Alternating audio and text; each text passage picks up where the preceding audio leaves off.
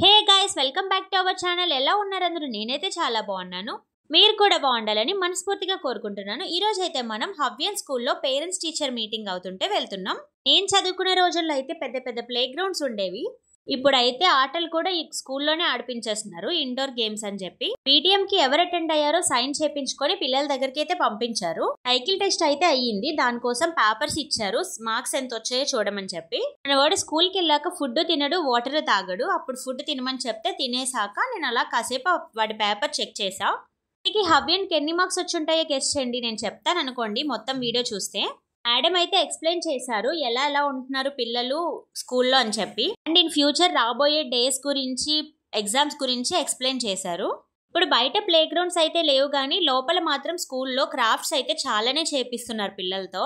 అదేంటో గానీ వీళ్ళు చదువుతారని చెప్పో లేక అల్లరి చేయరని చెప్పో, అల్లరి చేసినా ఏం పర్లేదని చెప్పో నాకు అర్థం కాదు. మొత్తానికి శశి స్కూల్ కి వెళ్ళినా, అంటే శ్రీయన్ స్కూల్ కి వెళ్ళినా, హవ్యన్ స్కూల్ కి వెళ్ళినా వీళ్ళ మీద కంప్లైంట్స్ ఇవ్వరు మేడం.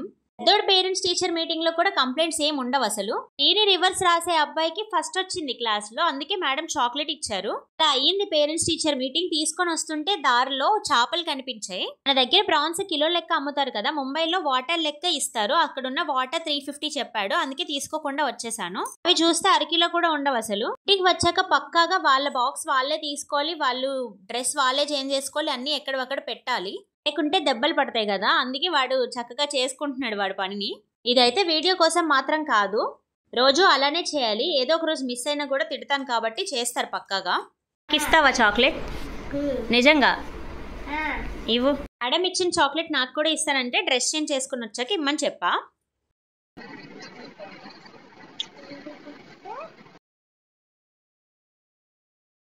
ఇదైతే ఈవినింగ్ ట్రైపాడ్ ఒకటి ఆర్డర్ పెట్టాను, అది తీసుకొని వచ్చారు డెలివరీ బాయ్. ఇంకా ఈవినింగ్ వాళ్ళ డాడీ వచ్చాక పేపర్స్ వాళ్ళ డాడీకి చూపించాడు ఏమంటారా అని చెప్పి. చెప్పాలంటే వీడు G-ని 3ని రివర్సే రాశాడు, మార్క్స్ తగ్గాయి. అయినా సరే వాడి ఏజ్ అదే ఎక్కువ. బాక్స్ మీద అయితే ట్రైపాడ్ 1500 ఉంది. ఇప్పుడు మా ఆయన అన్బాక్సింగ్ చేస్తారు, చూసేయండి. నేను తీసినా కూడా మళ్ళీ ఇదైంది అదైంది అని చెప్తారని చెప్పి ఆయన వచ్చిన వరకు వెయిట్ చేసి ఆయన వచ్చాక ఆయనతోనే తీపించా. సెల్ఫీ స్టిక్ ట్రైపాడ్ మేమైతే ఫ్లిప్కార్ట్ లో ఆర్డర్ పెట్టాం, 1 డేలోనే వచ్చేసింది. జస్ట్ 300 రూపీస్కి మాత్రమే. ఇంకా నాకు ఛానల్ నుంచి ఇన్కమ్ ఏం రావట్లేదు కాబట్టి నేను ఎక్కువ బడ్జెట్ పెట్టాలి అనుకోలేదు, అందుకే 300లోనే తీసుకున్నాను. ఎవరికైనా కావాలంటే తీసుకోండి, నేను లింక్ పెడతాను డిస్క్రిప్షన్ లో. స్టాండ్ అయితే పర్ఫెక్ట్ గా వచ్చింది, దాంతో పాటు లైట్ కూడా ఉంది, మొబైల్ హోల్డర్ కూడా బాగానే ఉంది. దీనికైతే 360 degrees రిమోట్ కంట్రోల్ కూడా ఇచ్చారు. వీడియోని మనం రిమోట్ తోనే యాక్సెస్ చేయొచ్చు, ఆన్ అండ్ ఆఫ్ చేసుకోవచ్చు. లైట్ బటన్ కూడా వెనుకుంటది, అది లైట్ మనం 2 steps ద్వారా ఇంక్రీజ్ అండ్ డిక్రీజ్ చేసుకోవచ్చు. ఎక్కువ పెట్టుకోవాలంటే ఎక్కువ పెట్టుకోవచ్చు, తక్కువ అంటే తక్కువ చేసుకోవచ్చు. మా వాళ్ళకైతే ఇది బాగా నచ్చింది, అందుకే ఫోజులు ఇస్తున్నారు చూడండి.